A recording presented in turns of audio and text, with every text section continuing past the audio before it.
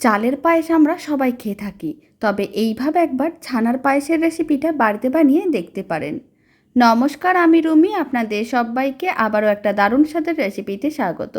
প্রথমে 1 লিটার দুধ নিয়ে নিলাম। দুধটাকে খুব ভালো করে গরম করে ফুটিয়ে নিতে হবে। তারপরে ভিনিগারের মিশ্রণ দিয়ে দুধটাকে ছানায় পরিণত করে নিতে হবে। যখন ছানাগুলো এইভাবে আলাদা হয়ে যাবে, একটা ছাঁকনির মধ্যে ঢেলে নিলাম। পরিষ্কার জল দিয়ে 3-4 বার ভালো করে ধুয়ে তারপর এক্সট্রা জলটা বের করে নিতে হবে। এদিকে আমি বেশ কিছুটা পরিমাণ দুধ ভালো করে গরম করে তার মধ্যে গুঁড়ো দুধ দিয়ে দিলাম, আর দিয়ে দিলাম এলাচ গুঁড়ো, আর দিয়ে দিলাম চিনি।